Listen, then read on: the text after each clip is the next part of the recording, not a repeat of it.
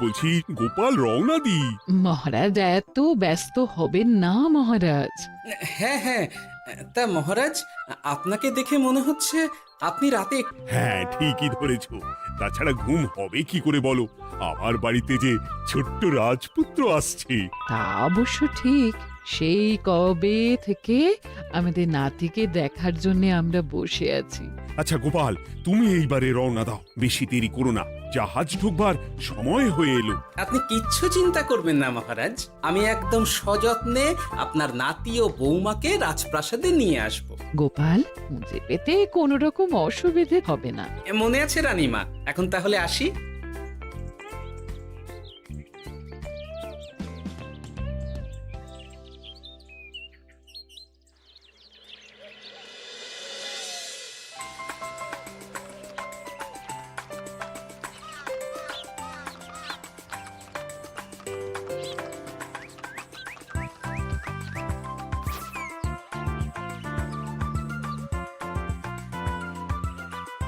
এসো এসো বৌমা এসো, আরে আমার নাতি বাবু যে। বৌমা, পথে আসতে কোনো কষ্ট হয়নি তো? এইটুকু পথ আসতে কোনো রকম কষ্ট হয়নি মা। গোপাল কাকা এত ভালো যে কি বলবো।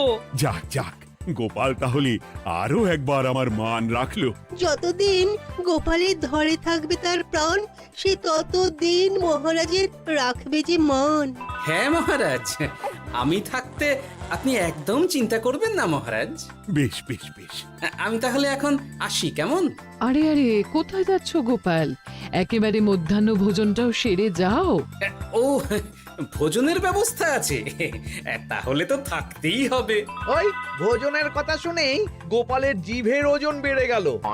তুমি থামো তো মন্ত্রী, আসলে আজ বিকেলেই আমাদের কুল গুরুদেব আসছেন। তোমরা সবাই থেকো, আজকেই নাতি বাবুর অন্নপ্রাশনের দিনটা স্থির করে নেব। এ তো বেশ ভালো কথা। বেশ তাহলে, বেশ ভালোই হলো। রোজ বাড়িতে খেতে খেতে জিভে একেবারে চড় পড়ে গিয়েছিল। বহুদিন পরে রাজবাড়ির পোলাও কোরমা খেয়ে পেট ভরাবো।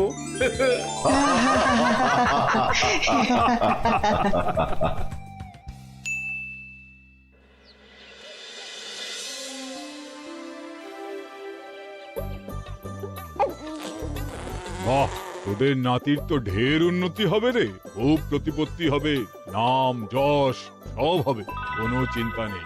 গুরুদেব, নাতির শরীর স্বাস্থ্য ভালো থাকবে তো? দেখ, এমনিতে খুব একটা কিছু অসুবিধা তো দেখছি না, তবে হ্যাঁ, সম্প্রতি একটা বড় সড়ো ঝড় বয়ে যাবে দেখা যাচ্ছে। কি সর্বনাশ গুরুদেব, এসব কি বলছেন? কথাটা কি সত্যি? আমি মিথ্যা বলি না, যা দেখলাম, ঈশ্বর আমাকে দিয়ে যা বলালেন তাই বললাম। তাহলে কি হবে গুরুদেব? এই বিপদ এড়াবার কি কোনো উপায় নেই গুরুদেব? ওরে, তোরা আমার পুরো কথাটা শোন, কথার মাঝেই যদি এত প্রশ্ন করতে থাকিস তাহলে আমি কিভাবে আমার কথাটা শেষ করব? হ্যাঁ, ক্ষমা করুন গুরুদেব, আপনি বলুন বলুন। শোন, ওর কপালে ঝড় থাকলেও সে ঝড় ঠিক কেটে যাবে, চিন্তা করিস না, ভগবান আছেন, উনি বিপদ ঠিকই কাটিয়ে দেবেন। যখন বিপদ চরম সীমায় পৌঁছে যায় তখন ঈশ্বর নিজে এসে আমাদের বিপদ মুক্ত করে। সত্যি গুরুদেব, ঈশ্বর নিজে আসেন? হ্যাঁ, নিজে আসেন। জয় গুরুদেবের জয়। গুরুদেব, এইবারে তাহলে আপনি একটা শুভ দিন বলে দিন, নাতি বাবুর অন্নপ্রাশনটা ধুমধাম করে দিতে হবে তো। আজকের পর থেকে ঠিক 3 দিন বাদে একটা খুব ভালো দিন আছে, ওই দিন তাহলে অন্নপ্রাশনের ব্যবস্থা কর। বেশ বেশ, তবে তাই হবে গুরুদেব, তাই হবে। গোপাল, তাহলে সব কিছুর বন্দোবস্ত করা শুরু করো। সে আর বলতে রানীমা, আমি আগামীকাল থেকেই একদম জোর কদমে মাঠে নেমে পড়বো। হ্যাঁ রানীমা, আমি কোনো দায়িত্ব নেব নাকি? না থাক, যদি প্রয়োজন হয় তুমি গোপালকে সাহায্য করো।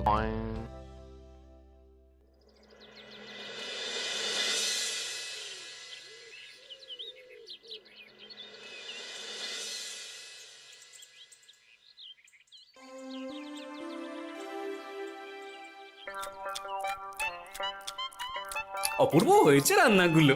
সুযোগ পেয়েছে একেবারে 3 দিনের খাওয়া খেয়ে নিচ্ছে। সুযোগ কি কেউ ছাড়ে মন্ত্রী মশাই? এই আপনি বলুন না, যখনই সুযোগ পান কোষাগার থেকে একেবারে থলি ভরে ভরে মোহর সরিয়ে। থাক, মুখ বন্ধ করো, আমার ঘাট হয়েছে বলাটা। তুমি বাবু মন প্রাণ ভরে খাও, কেমন? মহারাজ, এই রকম একটা খুশির দিনেও আপনার মুখে হাসি নেই কেন? আসলে নাতিবাবু তো আর 2-1 দিন পরেই চলে যাবে, সেই কারণেই মনটা বড্ড ভারাক্রান্ত হয়ে রয়েছে। তা তো ঠিকই, আমাদের ছেলেটা আসতে পারল না, যাও বা নাতি এলো, তাও তো এই কটা দিন কি আনন্দেই না কাটলো। আচ্ছা রানী, আমরা যদি আমাদের কাছে আরো কদিন নাতিবাবুকে রেখে দিই তাহলে কেমন হবে? মানে বৌমাকে তো ফিরতেই হবে, বিদেশে আমাদের খোকার কত কাজ বলো তো। আরে বাবা, বৌমা না হয় ফিরে গেল, নাতিবাবু কদিন আমাদের কাছে থেকে গেলে কি এমন হবে? কিন্তু দেখো না বৌমা, আমাদেরও তো একটু ইচ্ছে হয় নাতিপুতিদের নিয়ে খেলবো, আদর করব, দেখো না। ঠিক আছে ঠিক আছে, আপনাদের কাছে আমার বাবু সোনাকে রাখতে আমার কোনো চিন্তাই নেই। ব্যাস, তাহলে তো মিটেই গেল। মহারাজ, নাতিবাবুকে কদিন এখানেই রেখে দিন, আমরা সবাই আছি, ঠিক কোলে পিঠে করে তাকে সামলে নেব। বাবা বাবা বাবা, গোপাল তোমার সব দিকে কান খোলা থাকে তাই না? মহারাজ, আমি হলাম ভাঁড়, তাই মাটির ভাঁড়ের মুখটা যেমন খোলা থাকে তেমন আমার কানটাও সব সময় খোলা থাকে, বুঝলেন?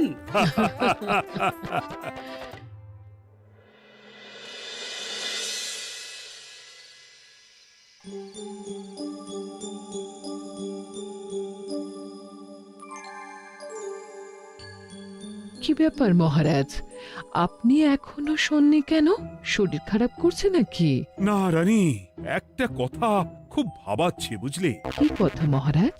এই যে সেদিন গুরুদেব বললেন না, যখন গভীর বিপদ আসে তখন ঈশ্বর নিজে আসেন বিপদে মোকাবিলা করার জন্য। হ্যাঁ মহারাজ, বললেন তো। আচ্ছা, ঈশ্বর কি বিপদে সত্যিই নিজে আসেন? কিন্তু তিনি নিজে তো বিশাল শক্তিধর, ক্ষমতাবান, তাহলে তিনি নিজে না এসে অন্য কাউকে পরিস্থিতির মোকাবিলা করতে পাঠান না কেন? মহারাজ, ঈশ্বর কখনো কখনো নিজেই হয়তো আসেন, অথবা কখনো কারো দ্বারা বিপদ খণ্ডন করেন। ব্যাপারটা খুবই সহজ মহারাজ। না না, কিন্তু আমার মনে হয়। মহারাজ, আপনার কি মনে হয় আমি জানি না, তবে আমার যা মনে হয় আপনাকে বলেছি। আগামীকাল একবার সভাসদদের প্রশ্নটা করতে হবে, দেখি তারা কি বলে। আগামীকাল সকালে আবার বৌমা ফিরে যাবে।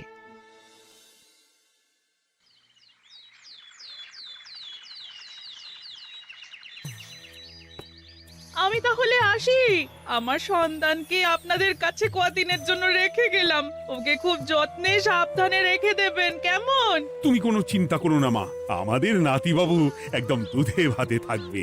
কদিন একটু দেশের মাটিটা চিনে নিক, তারপর না হয় আবার বিদেশে পাড়ি দেবে। এই বলো সোনা।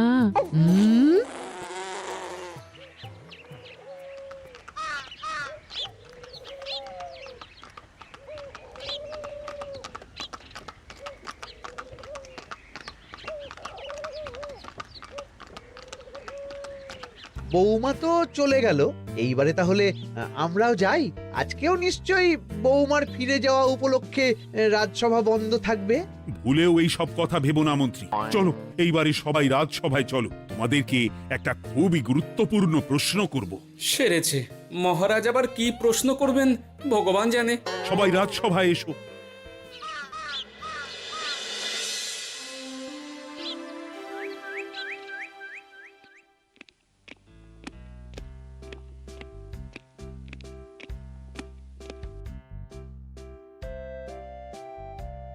আচ্ছা, তোমরা সকলে বলো তো, ঈশ্বর কি সত্যি বিপদ খণ্ডনে এই ধরাধামে অবতীর্ণ হন? আচ্ছা, তাই যদি হয় তাহলে ঈশ্বর নিজে না এসে তার প্রতিনিধি হিসেবে অন্য কাউকে বিপদ খণ্ডন করতে পাঠান না কেন? হ্যাঁ হ্যাঁ, ঠিকই তো।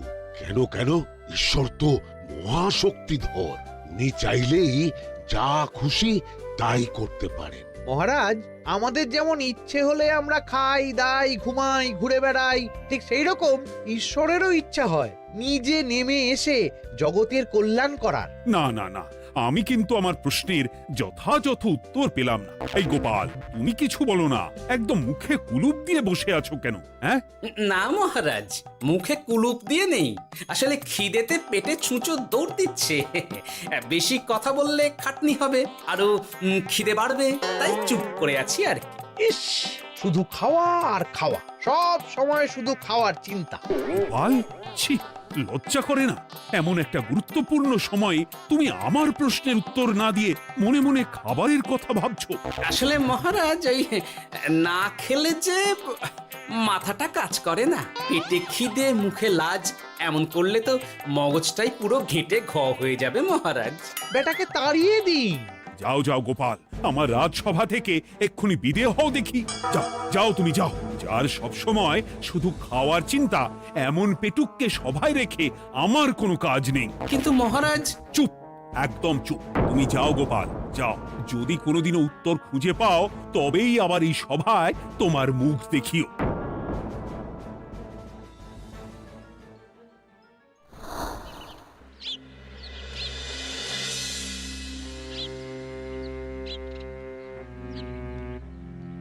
মহারাজ যে এমন সামান্য কারণে আমায় রাজসভা থেকে বার করে দেবেন ভাবতেও পারিনি। এখন কি যে করি, একে তো মাসের শেষ, সংসারে তুমুল টানাটানি। এক কাজ করি বরং, গিন্নিকে নিয়ে কদিন শ্বশুর বাড়ি চলে যায়, কদিন পায়ের উপরে পা তুলে আরাম করে আয়েশ করে দিন কাটাবো। হ্যাঁ, তাই করি।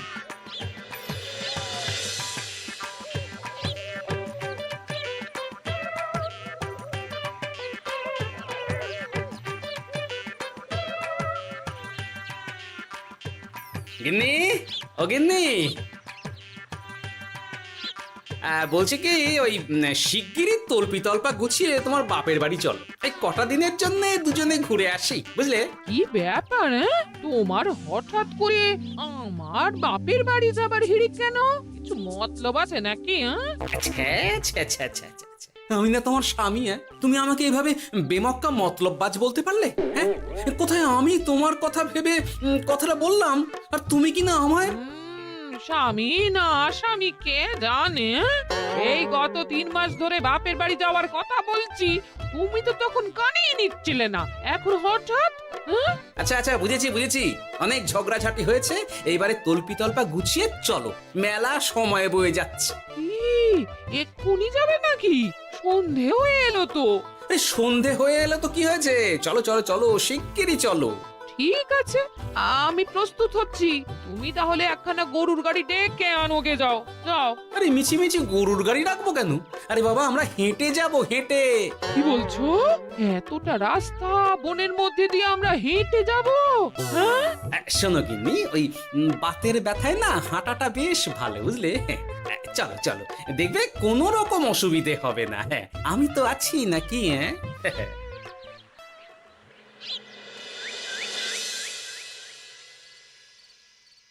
বাবা, হ্যাঁ, বনটা বেশ ঘন। বলি, এই সময়ে এই বনের মধ্যে দিয়ে কেউ হেঁটে যায়? মেলা গজগজ না করে চুপচাপ এসো দেখি।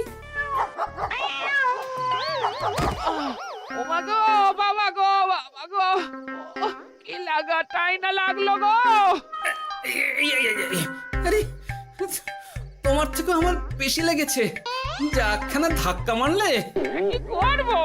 গিন্নি আমায় ধাক্কা মেরে ফেললো বটে, কিন্তু আজ আমি মহারাজের প্রশ্নের যথাযথ উত্তর পেয়ে গেলাম। বেড়াল ছানাটিকে বাঁচাতে কোনো কিছু না ভেবেই কিভাবে বেড়ালটা ওই বাঘা কুকুরটার দিকে তেড়ে গেল। হ্যাঁ, তার মানে বিপদে পড়লে সন্তানকে বাঁচাতে না, আমাকে এক্ষুনি একবার রাজপ্রাসাদে যেতে হবে, রানীমার সঙ্গে কথা বলতে হবে।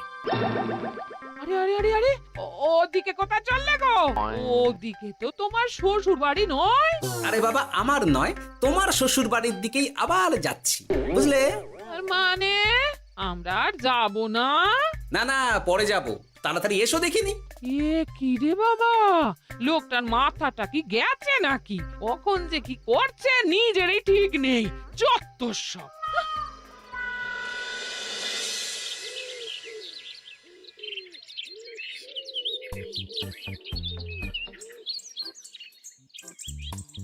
আরে গোপাল দাদা, তুমি এখন কি ব্যাপার গো? আমি একটু রানীমার সঙ্গে দেখা করতে চাই, খুব দরকার। কিন্তু এখন তো সকলে ঘুমাচ্ছে, তাই আমি তো এখন তোমাকে ঢুকতে দিতে পারবো না। আরে অযথা কথা না বলে পথ ছাড়ো, ভিতরে ঢুকতে দাও। গোপাল দাদা, তুমি এই সময় ওই ঢোকার জন্য অহেতুক জেদ করো না। তাছাড়া আমি যতদূর জানি তোমায় তো মহারাজ তাড়িয়ে দিয়েছিলেন, তাহলে আবার বহাল হব, চিন্তা করো না। দয়া করে এখন ঢুকতে দাও। গোপাল দাদা। আহ পেয়াদা, এই এই কি ব্যাপার? এত হইচই কিসের? কি হয়েছে? রানীমা, আমি আপনার সঙ্গে একটু কথা বলতে চাই, বিশেষ দরকার আছে। এসো এসো, ভেতরে এসো। তাহলে মহারাজকে তোমার পরিকল্পনা মতো বাইরে নিয়ে যেতে পারলেই উনি ওনার প্রশ্নের উপযুক্ত জবাব পেয়ে যাবেন, বলছো? সে ব্যাপারে আপনি 100% নিশ্চিত থাকুন রানীমা।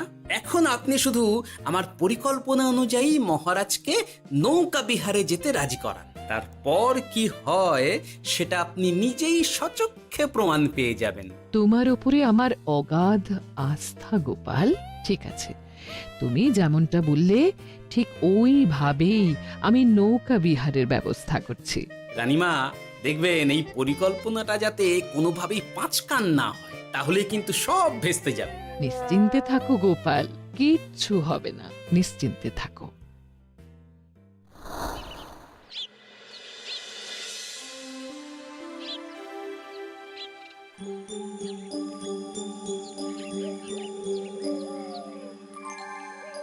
মহারাজ আবার বেজার ভোগ করে গেছেন। কি করব, আমি এখনো যে আমার প্রশ্নের উত্তর খুঁজে পাইনি। এইভাবে আপনি আর কতদিন মুখ ভার করে বসে থাকবেন শুনি? কি জানি, কিছুই আর ভালো লাগে না যে। বলছি শুনুন না মহারাজ, নাতিকে নিয়ে চলুন না, আমরা একটু নৌকা বিহারে যাই, তাহলে ওরও ভালো লাগবে আর আপনার মনটাও বেশ অন্যরকম হবে। ঠিক আছে, তাহলে চলো একটু নৌকা বিহার করে আসি।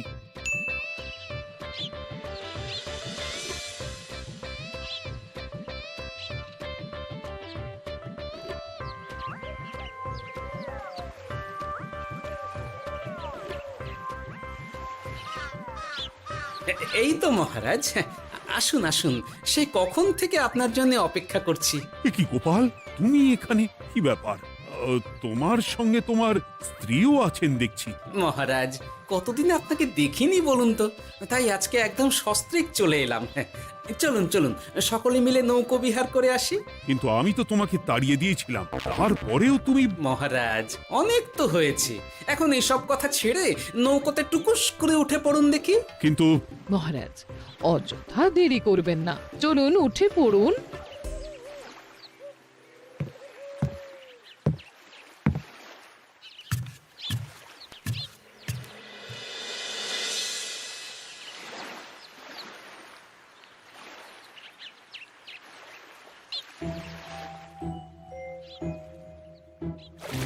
এ কি,